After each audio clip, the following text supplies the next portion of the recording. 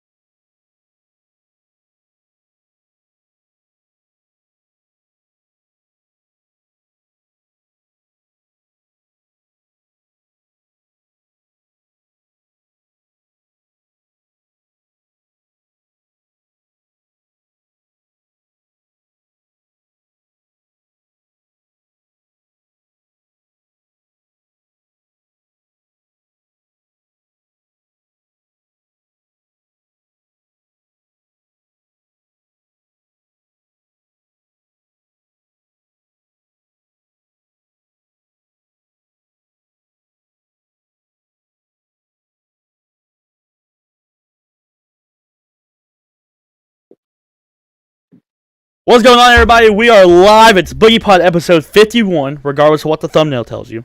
Okay, I did the thumbnail wrong. I put 50, but regardless, it's 51. We're past the milestone, and we are 49 away from being at 100. Big episode 100. Well, now we just got to start counting them down now. We were counting down 50 for a long time. Now we're counting down to 100. But not a lot happened this past weekend besides UFC. That was the big headline, I guess. There was obviously football games and stuff that we'll get to, but big one, I would say the headline was UFC, and we'll definitely talk about that later. But before we get into anything, Jake, how was your weekend? Heartbreaking. Heartbreaking. Dallas. Oh, yeah. Heartbreak. I was not happy yesterday, but new day. It is a new day. It's time to... new day. Who they play this coming up weekend? The Vikings. It's going to be great. Oh, y'all got the Vikings. No, we don't. Yeah, y'all got them. Where's it at? I don't know, I think it's at Vikings, if I'm not wrong. Maybe they might get you at Vikings. If it's at Dallas, though, I'll roll with Dallas all day. But let's kick it in. We'll go BoogiePod. We'll go Boogie Poll to start it off. I about to say BoogiePod. Boogie Poll to start it off. Jake, you want to kick it off with? You got any honorable mentions? Penn State would be mine, I guess. Okay. They've been pretty solid, but they're not making my top 12. I got no honorable mentions. Oh. So go ahead with your 12. My 12 is North Carolina. Okay. So they're 9-1 now, or 8-1. I guess they're 9-1. Yeah, 9-1. In my opinion, they probably have the best quarterback in the country. Yeah.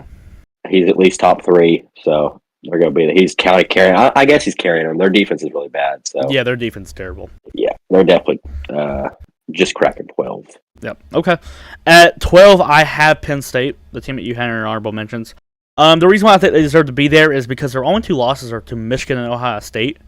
If those are your 2 losses, that's not too bad. So, and so that's why I got them at 12. They haven't beaten no one crazy, but those 2 losses I'm okay with as long as you handle business, you know. So that tells me if Penn State was in the Pac-12 or the ACC, they'd be undefeated. That's what that tells me. So, okay. Yeah. My 11 teams confuse me every week. They're probably too low this week. I have no idea where to put them. It's Clemson. I mean, it's so close. The team's ahead of them, so it's not like really a slide. It's just neutral field. I really don't know what Clemson you're going to get. Is DJ going to throw the ball this time, or is he not going to throw the ball this time? Mm-hmm. Are the offensive coordinators going to do something stupid or not? But they're still a solid team. They got a date with North Carolina. I don't know where the ACC championships play, but it's neutral field. Right now, I'd probably take Clemson above them. Yep. But it's going to be really close. I don't know. They're a solid team. I have no idea where to rank them. So they're a wild card for me. Yeah, they're a lot of these teams that are like on the 12 to middle range, and some of the teams that are in the 15 and 16 range. Like all those teams are really confusing, and Clemson definitely probably the most confusing, as you don't know what kind of team you're getting week in and week out. But number 11, I have Utah. I have Utah down this low, mainly for the fact that I am not sold on Utah. When I watch them play, they do not sell me. They don't look a par. I don't see anything that I'm like, wow, that team's really good. I think if this team did not have the schedule they have, I think they would have more losses. And you can say that about a lot of these teams, but I don't like what I like out of Utah. I just don't like what I see. And they got a big game coming up against Oregon where they could prove me wrong this week, but we'll see what happens with Utah. Yeah, speaking of Utah, my number 10 is Utah, right above Clemson. They're another one of those teams, they don't really jump off the page at you, but they win. They win. I don't know what to say about them. I'm not really watching Utah much. But yeah, okay, Oregon game, big prove-it game. Yep. They can win that, they're obviously legit because Oregon's a good team. Yep. So big old game for Utah coming up. And outside of the USC win, which is a great win, just continue to talk about Utah real quick. Outside of the USC win, anytime they've had a challenge, they've lost. Florida, UCLA. Both of the games are on the road too, so that could be an issue. They could have a road problem. So that's just something to think about. At number 10, I'm going to make people mad, but I don't care no more. Number 10, I have Alabama. I got Bama 10, and here's why. This is a team that is a clear. They struggle really bad on the road. Let's put it that way. And you might be looking, well, Hunter, they just went on the road, got a good win against Ole Miss. They did. But, again, they were 11-point favorites in that game, and they beat them by a touchdown, I think. Just So, six. yeah, Yeah, maybe 6. not six. So, not only, yeah, they won, but they didn't do what they were supposed to do to the team. And then the week before that, they lose on the road to LSU. They struggled in earlier weeks to a Texas team that now has, I think, 4 losses or something like that. They have a couple losses now. They just lost one to TCU, where they looked terrible. They struggled in that game. If Quinn Ewers would have played that entire game, they would have 3 losses right now. And anytime they go on the road, and they struggled in the Arkansas game for a little bit on the road. So, and obviously the big one, Tennessee, they lost on that one on the road as well. This team has a very similar issue to Utah, in my opinion. And I think this team looks very beatable. Very beatable. Yeah. And I don't get it. They have 2 losses. And when you have 2 losses, I'm not going to have you that far up there. I don't care who you played in those 2 losses. Don't care who your 2 losses are. So I have Alabama 10. Okay. My 9, which is, I don't know, I guess it's a hot take at all, but I have LSU. The struggle against Arkansas, I don't know where it was at. Was it at Arkansas? Yeah, it was at Arkansas. Okay, well, Arkansas is pretty bad. You should go handle business. No KJ Jefferson. I forgot about that. That's really bad then. They barely won this game. And before the game, I thought it's a good track game coming off the Alabama win. You're all high on life, and you have to play an Arkansas team that's kind of out of it already. But LSU's solid. They're kind of, I don't know, they're just weird. They're one of those weird teams. Like, they win, but the Alabama win's like their only thing they really got right now, I'm pretty sure. And Ole Miss. They beat Ole Miss. That's a good win. Mm-hmm. But they're just one of those teams. Like, Jane Daniels is pretty solid, but they struggle. They play down to competition, I think, a little bit.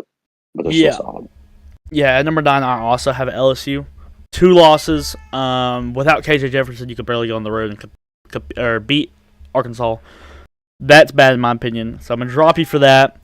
And also about this LSU team is this is a team that has made improvements as the season went on, but the LSU team I seen against Arkansas was the same LSU team I saw lose against Florida State. This is the same LSU team I saw get blown out by Tennessee. So in order for me, knowing your history, I know what you can be if you're bad. I can't put you any higher because you've shown glimpses. Now they've made improvements, and that's definitely like seen in the Alabama game and the Ole Miss game. That's a different LSU team than what I'm rating this week. But I can only go off the new one, and the new one is the old LSU team I saw, and the old LSU team I saw barely even a top 25 team. So you're at 9 for me, just because I know like this isn't a fluke. The Arkansas game isn't a fluke in my eyes because you've done it before in the past. So like teams have flukes, and we'll get to one when I'm gonna defend a team about flukes. Yeah. But that's just my opinion. So no flukes because I know LSU. I know what's behind the curtain in LSU. Is what I'm saying. So 9 for LSU. Kind of did an audible here. I had this team at 7, but I just changed them. I had to change of heart. I have Alabama at 8 now. I had them at 7. I changed them to 8. You look at their losses, and it's taken pretty good environments, along with the players in those teams to beat them. They lost to LSU at LSU and Tennessee at Tennessee. Both really close games. One Tennessee by a late field goal that was tipped. That just barely gets in. LSU, crazy good play in overtime. It was 2-point conversion to win the game, to go for it. But they've also almost lost to a few teams. Almost, well, I don't know. They almost win, they almost lose every week. It's always close. I feel like if they had a neutral field, it would be a lot better. Something about these new Nick Saban teams cannot play on the road at all. Yep. They have a penalty issue still. It's just like a discipline. It's a coaching thing, really. I know there's not as much talent as you're used to on this Alabama team, but their coaching's failed them this year, I think. Yeah, it has. This is a bad coaching job all around. And I expect Nick Saban to clean house a little bit with what he can and hire some new guys, some fresh people. But they're still a solid team. They got Bryce Young, so we got him at 8. That's true. That is true. They still have Bryce Young, and Bryce Young can win you. He's that guy. He can win you any game that you're put into. So, so we're at 8. Yes. So at 8, I have North Carolina. And that is really high to pair where you have them, and extremely high to where the polls have them. I assume the College Football Playoff Committee will move them up a little bit. So here's why I got North Carolina at 8. They have one loss, first of all. One loss in the Power 5 conference. Impressive. But outside of that main point, is a lot of people don't have them up here because of they don't have respect for that North Carolina team. They've seen them play. They don't necessarily pass the eye test, and I get that. They don't pass the eye test. But something this team has is something that the national champions in the last 2 years has, and that's a extremely high-powered offense. You're going to have to score 40 points to beat North Carolina. And there are teams out there, and a team that I will talk about ahead of them here in a minute, and some other teams up here, that I am not confident can score with North Carolina. I am not confident they can score with North Carolina. North Carolina, and also, I get it, North Carolina's defense is very easily to give up 40 points to a mediocre offense, and I get that. But this is a team that keeps winning. They just went on the road and beat Wake. This is a team that keeps winning and should be in the playoff conversation come championship week. And I'm going ahead and predetermine them 8. I think that's where they will be when championship comes around. They'll be in the top 10 at least somewhere. I could be wrong, but I think that's where they'll end up being. And this is a team just like I said, continues to win. Everyone that they put in front of them, they've won. Their only loss coming to a Notre Dame team, which is now a top 20 team, and they're going to be even higher when the AP thing comes out, or not the AP, but the college football playoff comes out. So when your only loss is to a top 17, 16 team, you got to be in the top 10 somewhere. It's absolutely disrespectful what they're doing to them in the polls. So maybe I have them that high just out of respect for the disrespect that they're getting from the polls. So, but that's where I got them. Yeah, they're probably the least talked about good team right now. No one talks about North Carolina at all. My 7 is Oregon. They just suffered a heartbreaker to Washington. I still think they're a good team. Obviously, I forgot who their other loss is to. Georgia. Do they have another loss? Georgia. Yeah, Georgia. I forgot they played Georgia. Yeah. Bo Nix is playing well, but you can't lose to Washington late in the year. You're supposed to clean that up, get these little wins, and because they had a spot ready for them in the playoff, they'd won out and beat whoever they have to play in the conference championship game, but they dropped it. But still 7. Yep. Okay, so I have at 7. I have Clemson. So here's where I'm going to do some defending. Same reason for North Carolina. Their one loss is to now a Notre Dame team that is going to be top 16, 17 in the college football playoff poll when it comes out. And now, they did go on the road and get blown out. North Carolina barely lost to them at North Carolina.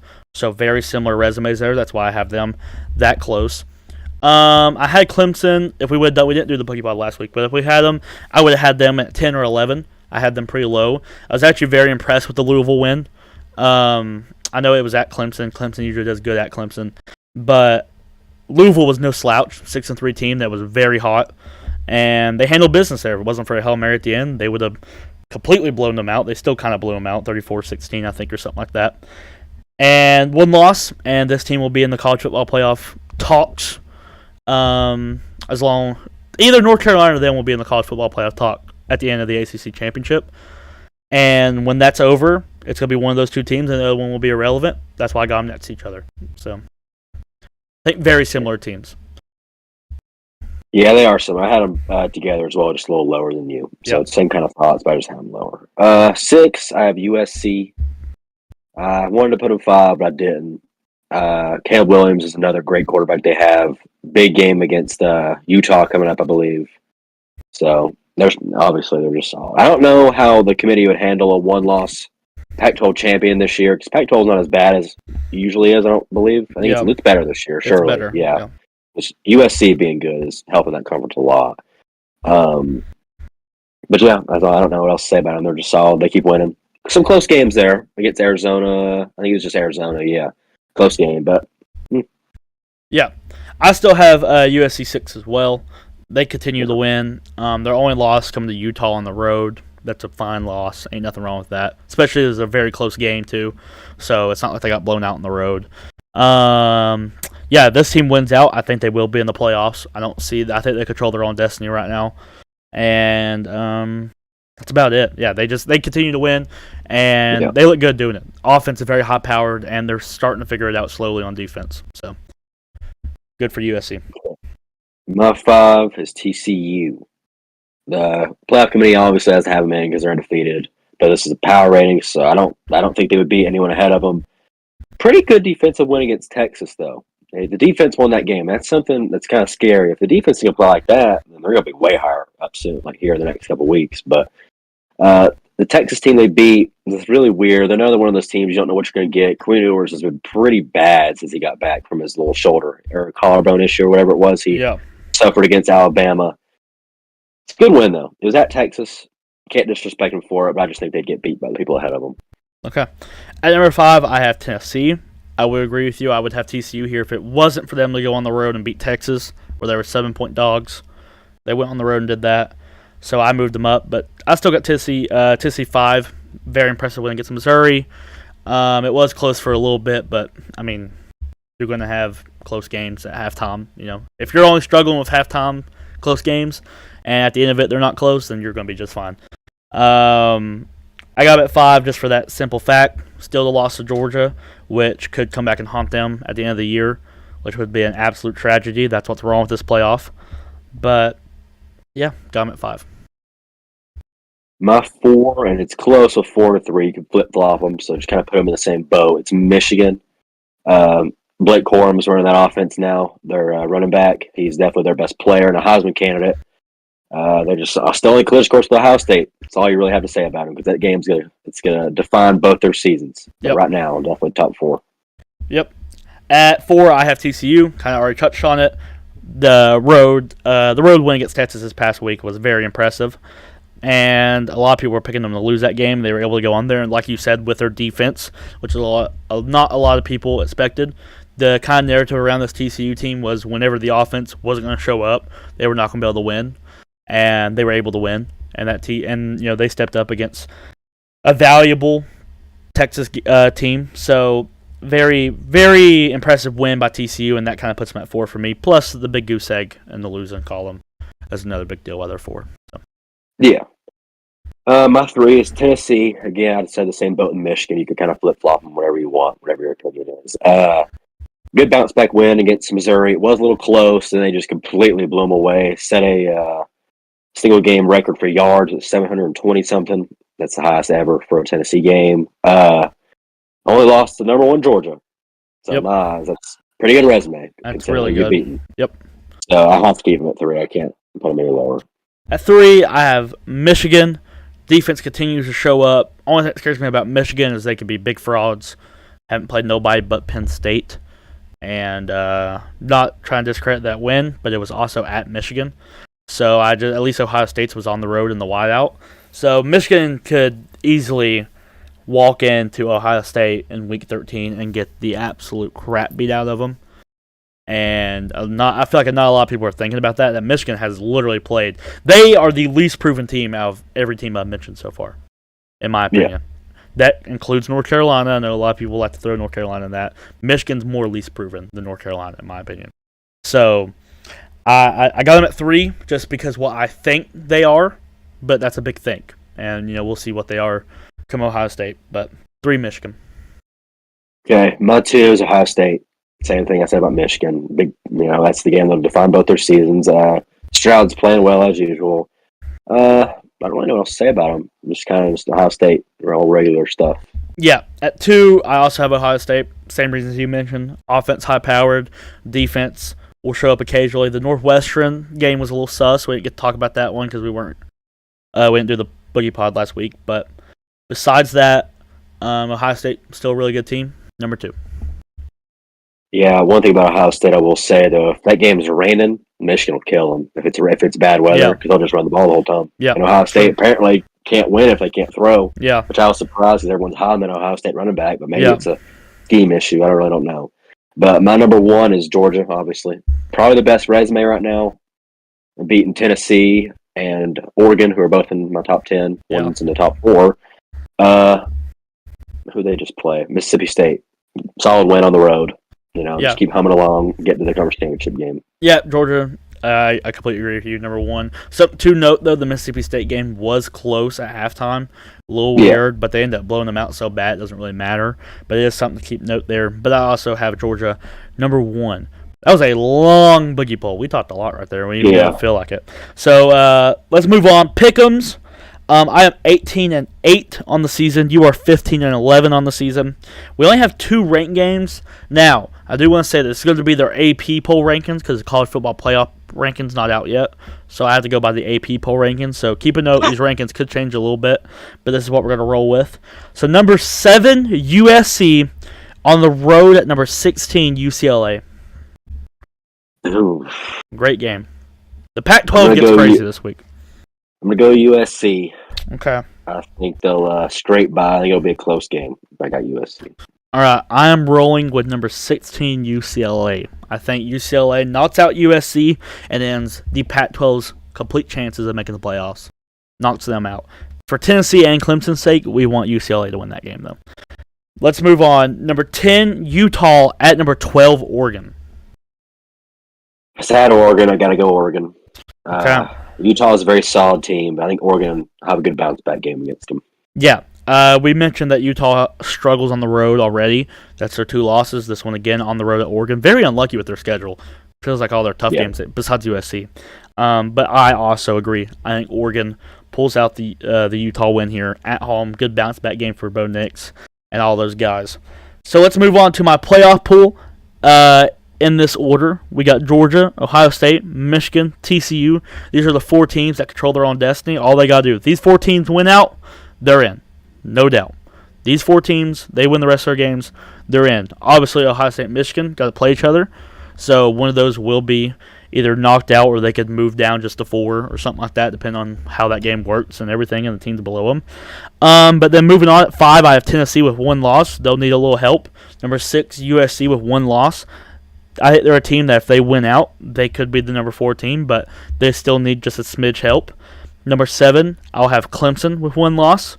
Again, they're going to need help. And number 8, UNC with 1 loss. They're also going to need help. Now, LSU's throwing kind of a wrench in my plans a little bit. If you win your conference championship and you're a Power 5 school with 2 losses, I'll bring you back from the dead. That does not mean you're in the top 4. That just means you're back in the playoff pool.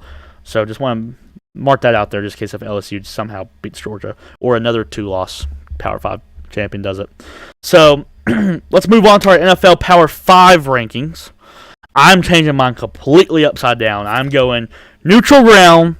Who would I take? That is what I'm going with from now on. From what I see, this is what I'm going with. So, Jake, you got any honorable mentions? Honorable mentions. Who was it? I had one. No, I don't actually. No. Okay. I have one honorable mention. I have the Ravens as my honorable mention team. I think they're the 6th best team right now. So I'll go honorable mention Ravens. Go ahead with your 5.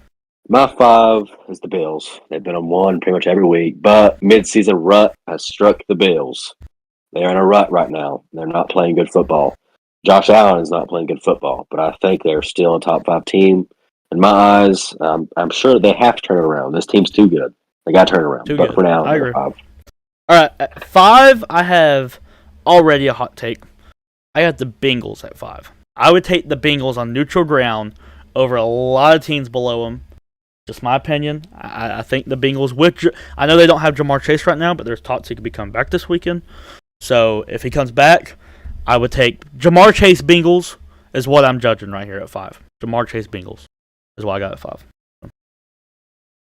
Okay. I didn't expect that one. 4, I have the Dolphins. Okay. Undefeated with Tua. They're a really good team. I think right now they're the biggest threat to the Chiefs in the AFC. I could see that being your AFC championship game this year if the Bills don't turn it around really fast. Because they're actually leading the division now. Who'd have thought? Dolphins over the Bills right now. That's a good division, though. It is a good division. Very good. Tua's playing really good football. Don't let people on ESPN tell you he's getting carried. Tyreek Hill kind of got locked up a little bit this last game. Tua had a good game. Yep. I know they have a loaded offense, but I mean, the quarterback's got to make do with what he has. Yeah, they had to run the ball, and Tua, could handle it, not turn the ball over so much. Yep. He's playing good football. I don't want to hear disrespect no more. Playing great. I think football. He's pretty good. Pretty good quarterback. Definitely in the MVP talks. He is. Yeah. At 4, I have the Cowboys. Got the Cowboys at 4. I think their defense, even though they had a little rut this past week, their defense is a little sus. I think that's fine. You're going to have bad games on the road against the Packers. Some sus calls. They still look fine. You score 28 points with that kind of defense, you're going to win most of your games. So, no problem there. Still got them at 4. Okay. 3, I have the Vikings. Okay. That win against the Bills was wild. That's one of the best regular season games in a while. Some people call that one of the best games of all time. It was definitely crazy because I remember I went outside, had to move my car, and it was just when the Vikings turned the ball over on downs, and I come back in, and they're winning. Like, how did they just do that? How did they winning now? Or at least tie the game or whatever. They were winning. Yeah, they were winning. I don't know. Kirk Cousins is playing good. He turned the ball over a little bit, but they can still win when he turns the ball over. That's a sign of a pretty good team. Yeah. Another thing, only thing with the Vikings is they will play to their competition. They played bad against Washington, barely had to come way back and win that game. Then this game against the Bills, they were down pretty big, came all the way back. So they got grit. That's good. Very solid team. Yep. Okay, so we're at 3, right? Yeah. Yeah, okay. At 3, I have the Chiefs. I got to watch the first time them play their entire game against my Jags, and they look so good, dude. It's just like they make...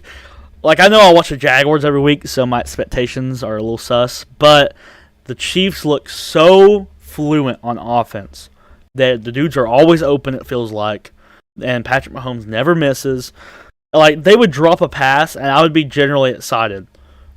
It was just weird. I've never seen a team like that, and I have them at 3. That's no, knock. That's not to put these other teams ahead of them on a high horse, because Chiefs do have problems on defense. They do. Yeah, they do. And they have a turnover issue, too, a little bit. Patrick Mahomes, they when they're in the lead, I noticed this might have been just because they were playing the Jaguars and they felt like they could do whatever they wanted to. But they almost let us back in the game by throwing a pick. And when they really didn't have to, they were up by 17 points, and all they had to do was run the ball. They're still throwing. They threw the entire game. Even at the end, they threw. So it's really weird. They can't run the ball at all. It's weird. No. So, Chiefs 3. Yeah. My 2 is the Eagles.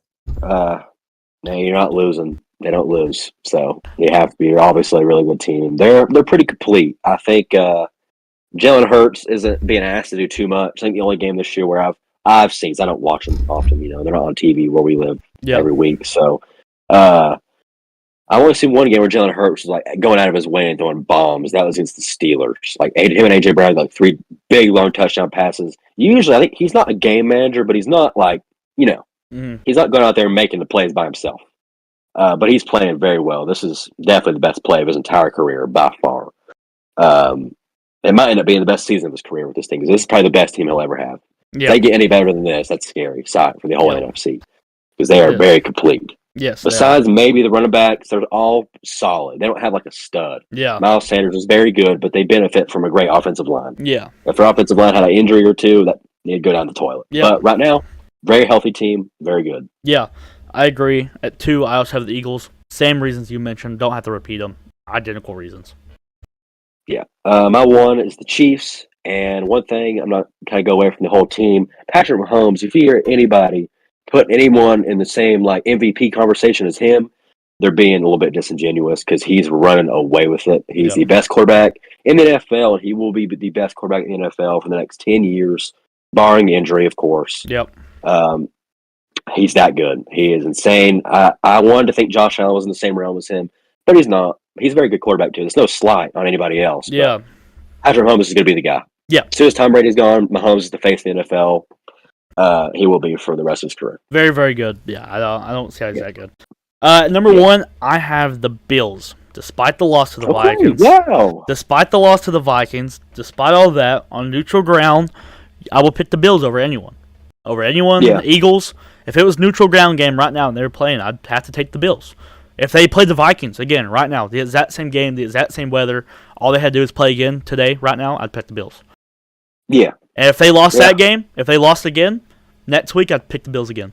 It's just, I think they're just better. It is what it is. They are. And I do want to bring up a team that I don't even have even in my honorable mentions, and that's the Vikings.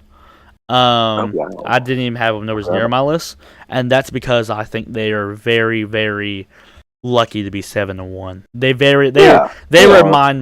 remind me a lot of the Steelers team that went 10-0 or 11-0. Yeah. Real quick, I was gonna say they do have a lot of talent, and I give them credit, but I think, how many games have they played outside of 1 o'clock this year? One? The one they played, their only losses to the Eagles, and it was on prime time. Yep. And they play 4 o'clock games. But it's like, man, it's not prime. Non-prime time games. I think they're 7-0, right? And then primetime games. They've not lost. Yeah, and then I don't think they play another primetime game. So I believe so. So I think this team. I'm assuming that my neutral ground game is in primetime. So if my neutral ground game's in primetime, I can't have them. Nowhere's near there. No. I would take all of these. Yeah, one thing about the Vikings, too, I had them 3. So I was saying I think the Eagles is like that Steelers team, and I agree with you. It's more the Vikings. This Vikings team is better than that Steelers team. Yeah. They are. But they are very fortunate. I agree. They're very fortunate to be 7-1. NFL takes a little luck. He's got to go your way to be 7-1 or 8-0 or whatever. But their margin it's all 1-score games. Like you see Jacksonville on the other end of it, all 1-score games except this Chiefs game. Yep. They're like 2-3-7 or whatever. Yep. It's like if it's that close, the Vikings I don't think will hold up in the playoffs personally. But I think they're very good, and I also think that this is the best team they'll have. If they don't win the next 2 years, they ain't winning it because they're not going to have Justin Jefferson, Dalvin Cook in their primes for long because running back shelf life is so low, and then Justin Jefferson, who knows where he might leave the Dolphins, the Vikings too. They have a weird thing with receivers leaving. So, but very good team. Okay, so before we get to our next thing, Emma said, go Utes. Honorable mention the Packers. Number 4, the Cowboys, ? Yes. And she said fart. So I don't know what she's talking about. But either way, number 4, yes, the Cowboys. And then Packers do not need to be an honorable mention, no. So let's go on to our only headline this week because there's no crazy news. One thing I do want to talk about before we get to this headline, though, something I did thought about putting in there, but I don't really want to talk about it. I just want to mention it. The Virginia shootings at the college and all that stuff. Oh, yeah, I heard about that. Yeah, that's a big headline right now. Just, thoughts and prayers out to those people. Hate that for them. Yeah. And I didn't want to bring it up until like a thing and we talk about it or anything like that. I just want to mention it. Not that I'm neglecting them or anything. It's just didn't think it was something right to talk about. So Baker Mayfield is getting his last chance. And the reason why I bring that up and the reason why this is a headline in my opinion is because Baker Mayfield was a first-round pick. Was he first overall? Yeah. He was a first overall pick to the Browns. And this is his last chance we will get to see him play. This is it. He does good. He's in. PJ Walker's hurt. That's the only reason he's in. This is it right here. So if you like Baker Mayfield or anything like that, in my opinion, this is it. And the reason why I have this as a headline, because I want to ask you, do you think that Baker Mayfield, no matter what happens, will be the starter for the rest of the year with the Panthers? No matter what happens? No matter what? No. I meant what I meant by that, like a PJ Walker comes back. Like, do you think Baker Mayfield will do enough to keep a starting job? Maybe he's in a conversation at the end of this year to keep the starting job for next year. You think there's no. If the Panthers do not take a quarterback next year, they are kind of neglecting their fans because they need a guy. They already got a wide receiver. The running game has looked better without McCaffrey if you go by statistics so far. Deontay Foreman, all those guys are Chuba Hubbard doing great. They have pieces in line. If they would get a quarterback they like, they could be solid the next couple of years. But about Baker Mayfield, yeah, I think he's done because PJ Walker, he played the whole Falcons game and they won. That was a pretty good win. Yeah. Falcons are supposed to beat them every time they play. Yep. So yeah, I think Baker's done. This is the last year you'll ever see him as a starter. Besides, for an injury, because he started this year out. You'll never see him as a day one starter just because he earned it. His career as a starter is over. Sadly, I thought Baker was going to be a pretty solid NFL quarterback for most of his career with the Browns, but it didn't work out. It just didn't work out. That's how it happens sometimes. It didn't. So I thought I was also kind of picking for headlines because it was hard to find them this week, but I'll give Baker Mayfield his little shine here, as this could be. It might be the last time we talk about Baker Mayfield on here. A chance. Yeah. Which is crazy. So, let's go into our pick'ems. I am 15-6 on the year. You are 15-6 on the year. So we are tied. Ooh. A little competition here. Commanders at Eagles, which is about to start. Who you got? Eagles. Yeah. Eagles might kill them. Eagles are not losing this game. If they do, it's rigged. I also have the Eagles. Titans at Packers. This is Thursday night. That's a really good game. It's a great game. That's actually a good game. The Packers come off a good win against Dallas. Titans, Broncos, Yeah. I don't know what a good win. But I'm going to go Packers. I'm going I Packers, think too. Rodgers is going to scare some people. He's going to win this game. Like, uh-oh, are they back? Because in 2016, they were out the year 4-6. Had a good team that year, too. So they went to the NFC Championship game and lost. We'll see. I don't think they're going to do that again, but I still think they could pull a winning record out of a hat, at the end of the year. Yep. I am also rolling with the Packers. I think when you really look at primetime games, and this isn't the case for all of them, but I feel like, especially when Aaron Rodgers is one of the quarterbacks, you kind of got to compare quarterbacks. Is Ryan Tannehill going to beat Aaron Rodgers in a primetime game? No Probably way. not. Especially not at Aaron Rodgers' place. So give me the Packers. I'm rolling with the Packers. Chiefs at Chargers. This is Chargers. Sunday Night Football. Yeah. Chargers are weird, man. They're really banged up. But even if they weren't, I'd still take the Chiefs. I think the Chiefs are just too good. They'll overwhelm them. Eckler actually got shut down last night against the 49ers. 49ers are really good, though. Yeah. But they play. They're a weird team. That's beside the point. But, I'll go Chiefs. Okay. I am the biggest Justin Herbert hater there is on this planet. I will make that known. But I like the matchup with the Chargers here against the Chiefs. I'm going Chargers. I'm going with Chargers upset. I like the matchup of Chiefs defense being a little weird. I expect them to be able to bust them up a little bit. And I feel like the Chargers are kind of back against the wall right here. They need to win. Oh, yeah. And I hate that the back against the wall games against the Chiefs. But if you handle business in the past, it wouldn't be this way. So it is. So I'm going to take Chargers on the road. I'm just going to take Chargers. I think they get it done. I do. I got a little feeling. I like the matchup with the defense. I think Chargers defense can get some stops. Not hold them. Not shut them down. But enough stops. And I think just Herbert has a big game. And proves me wrong. Yeah. Let's hope. Because if they lose this game and just Herbert does not look good, we will hear about it from me. I promise. Okay. So, all right. So let's go in college basketball pick'ems. This starts off the year. This is my favorite pick'ems because they're so doesn't make any sense whatsoever. College basketball doesn't. So I cannot wait to start these pick'ems.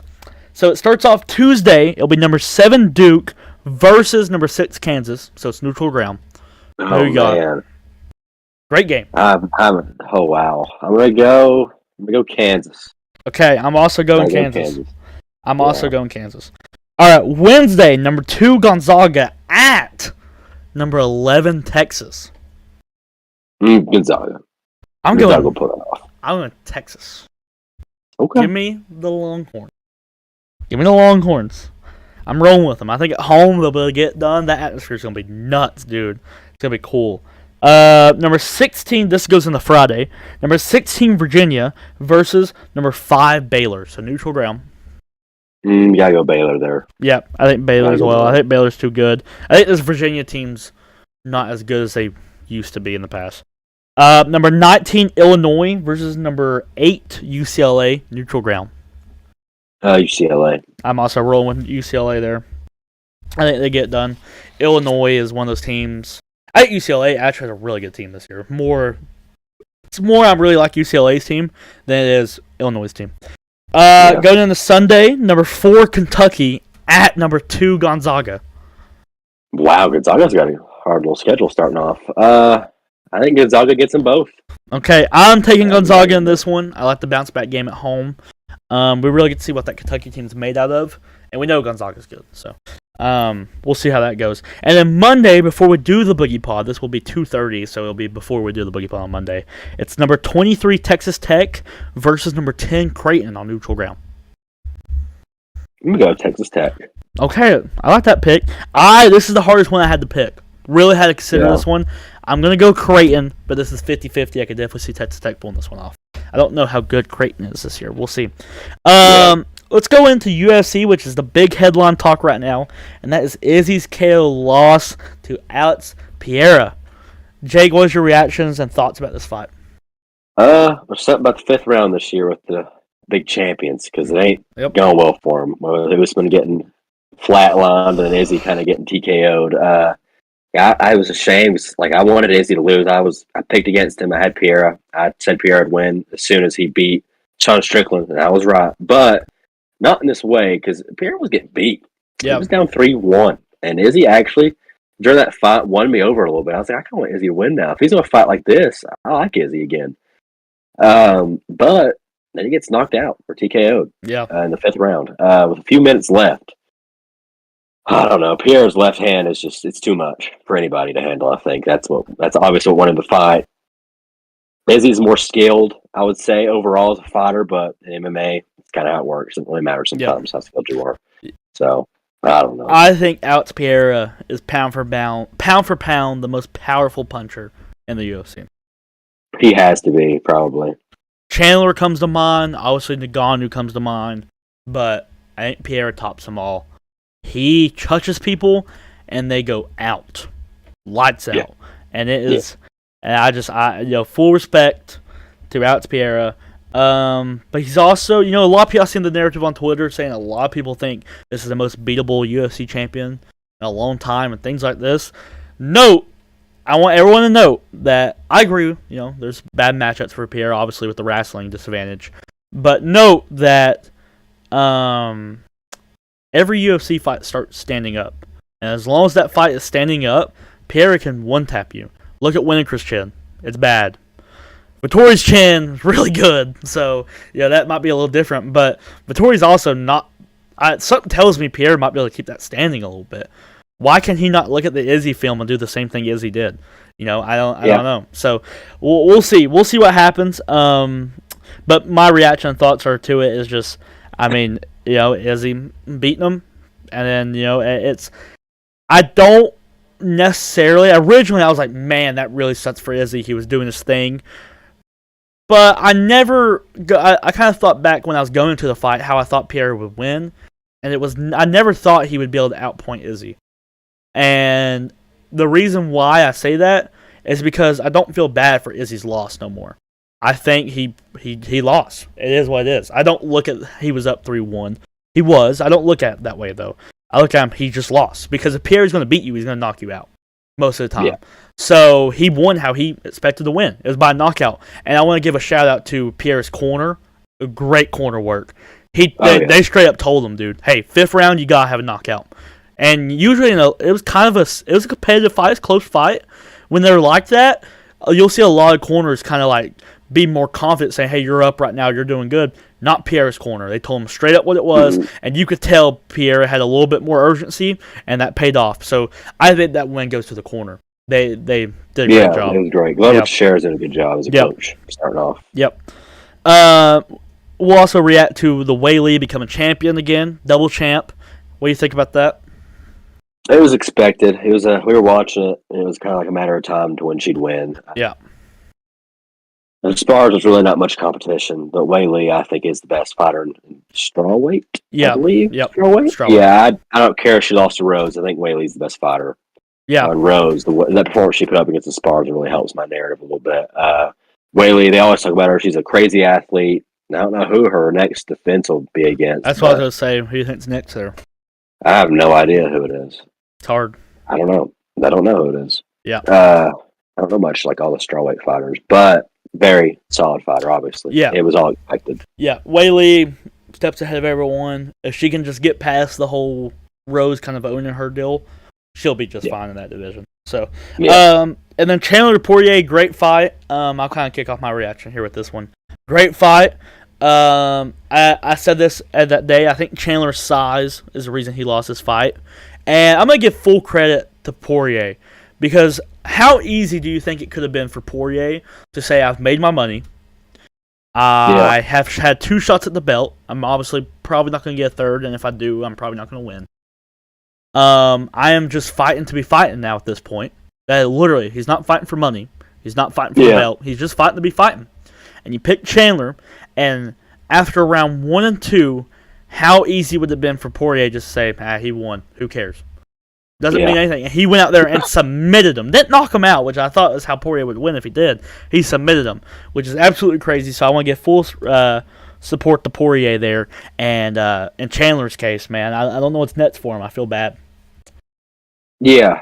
I'll start out with Chandler. I told you during the fight, I think he's the best free agent signing, like from a proven fighter standpoint, not like prospect. This company's ever made. He's the best signing, and every fight he's in is a classic now. True. Win or loss, they're all classics. You'll see or hear about him for years. It's a shame he has to be able to lose an end of him.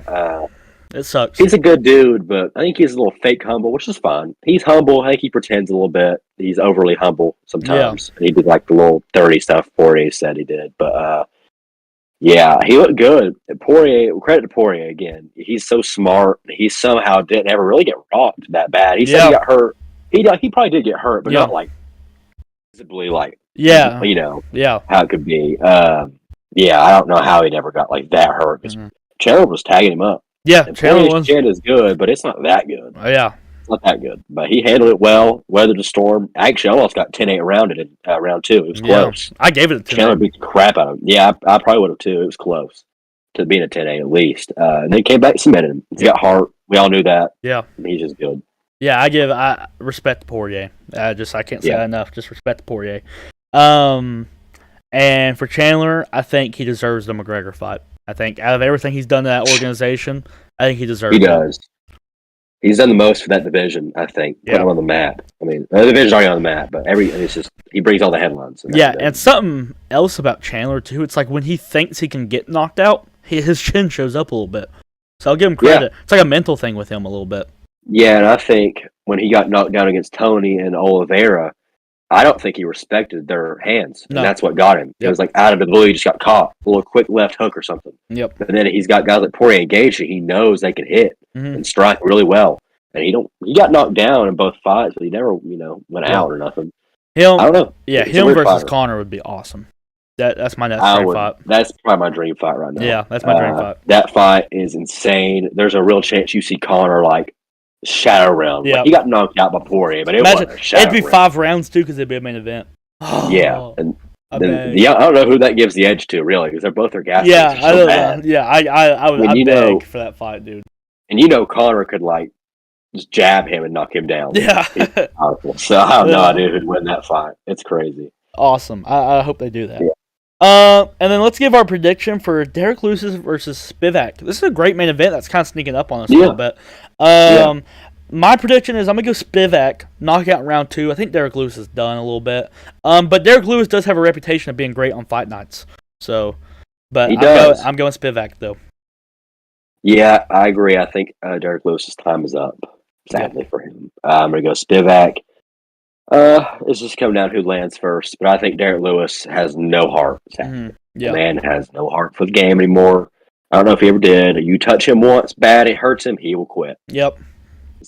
Plain as day. You watch his recent fights especially, he will give up.